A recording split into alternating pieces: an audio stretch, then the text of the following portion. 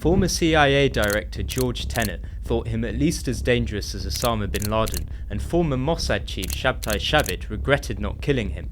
But to almost 250 million Pakistanis, Abdul Qadir Khan, the godfather of Pakistan's nuclear program, is a legend and national hero. The nuclear scientist, who was born in 1936 and died in 2021 aged 85, was more responsible than anyone else for the South Asian nation developing a nuclear bomb. He created a secret nuclear program that officially didn't exist. He ran an even more secret network, assisting Iran, Libya and North Korea with their nuclear programs. Israel, itself a nuclear power, allegedly used assassination attempts and threats to try and stop Pakistan from going nuclear. In the 1980s, Israel even planned to bomb Pakistan's nuclear site with Indian assistance. None of this worked, and Pakistan became a nuclear power.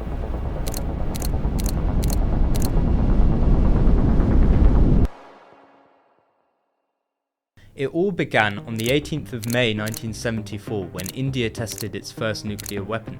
Pakistani Prime Minister Zulfikar Ali Bhutto immediately vowed to develop nuclear weapons for his own country. "We will eat grass or leaves, even grow hungry, but we will get one of our own," he said. There was, he declared, a Christian bomb, a Jewish bomb, and now a Hindu bomb. Why not an Islamic bomb?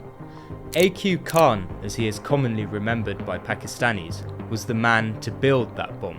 In 1974, Khan was working for a subcontractor of a major nuclear fuel company, Urenco, in Amsterdam. Khan had access to top secret areas of the facility and blueprints of the world's best centrifuges, which enriched natural uranium and turned it into bomb fuel. In January 1976, he made a sudden and mysterious departure from the Netherlands, saying he had been made an offer he can't refuse in Pakistan. Khan was later accused of having stolen a blueprint for uranium centrifuges and taken it to Pakistan. That July, he set up a research laboratory in Rawalpindi, which started to produce enriched uranium for nuclear weapons. While Pakistan's military establishment supported Khan's work, civilian governments were generally kept in the dark. Even the late Prime Minister Benazir Bhutto, Zulfikar Ali Bhutto's daughter, was not told a word by her generals about a nuclear technology sharing program with Iran. She only found out about it in 1989 by accident in Tehran. The Iranian president took her aside and asked her whether they could reaffirm the two countries' agreement on special defense matters. "What exactly are you talking about, Mr. President?" asked Bhutto, confused. "Nuclear technology, Madam Prime Minister, nuclear technology," replied the Iranian president. Bhutto was stunned. A.Q. Khan's motivation for the nuclear operation was in large part ideological. He said, "I want to question the holier-than-thou attitude of the Americans and British. Are these bastards God-appointed guardians of the world?" There were serious efforts to sabotage the program, including a series of assassination attempts widely understood to have been the work of Israel's intelligence agency, Mossad. Executives at European companies doing business with Khan found themselves targeted. A letter bomb was sent to one in West Germany. He escaped, but his dog was killed. Another bombing targeted a senior executive of Swiss company Cora Engineering, which worked on Pakistan's nuclear program. In the early 1980s, Israel even proposed to India that the two collaborate to bomb and destroy Pakistan's nuclear facility in Rawalpindi. Indian Prime Minister Indira Gandhi approved the strike.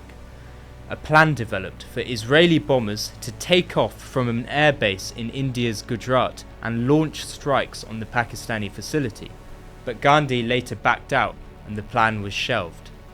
Despite Indian and Israeli opposition, the Americans turned a blind eye to the nuclear program because Pakistan was an important Cold War ally. But everything changed with the end of the Cold War. In October 1990, the US halted economic and military aid to Pakistan in protest against the nuclear program. Pakistan then said it would stop developing nuclear weapons. A.Q. Khan later revealed, however, that the operation secretly continued.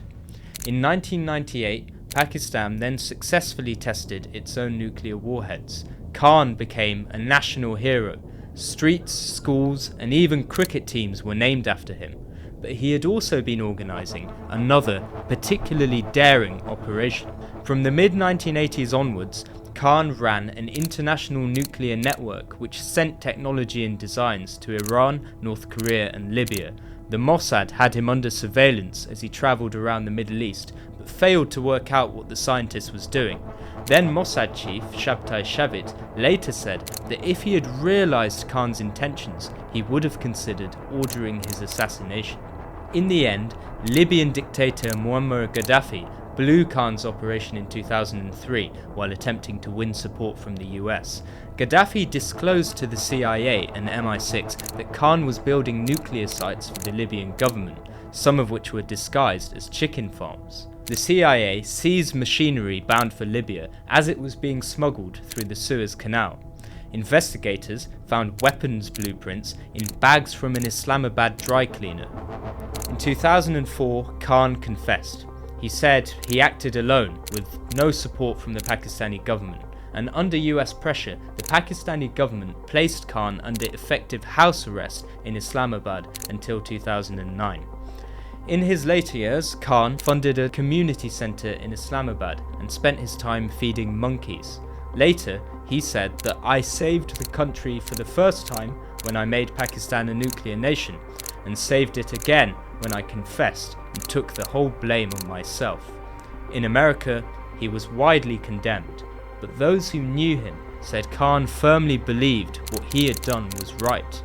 In 2019, 2 years before his death, Khan publicly said that the nation should be rest assured Pakistan is a safe atomic power. No one can cast an evil eye on it.